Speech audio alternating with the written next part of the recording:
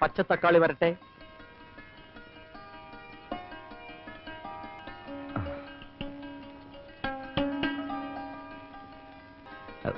ഞാനാ നീന, ഏട്ടന്മാര് വരാ.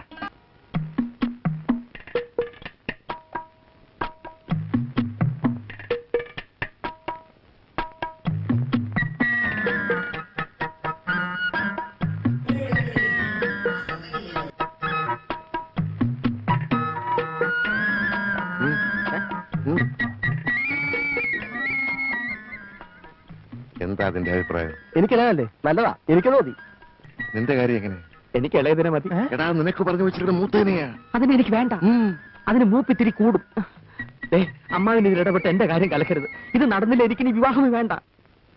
ഇവളുമാർക്ക് ഇത്രയും ബുദ്ധിയില്ലാണ്ടായല്ലോ. ഇത്രയധികം സ്വത്തുള്ള കുടുംബത്തിൽ നിന്ന് ഇങ്ങനെ ഒരു ആലോചന ഇതിനു മുമ്പ് വന്നിട്ടുണ്ടോ? ഞങ്ങൾക്കുള്ള സ്വത്തൊക്കെ മതി. അത് ഒന്ന് 8ാം ക്ലാസ്സും ഒന്ന് 7ാം ക്ലാസ്സും.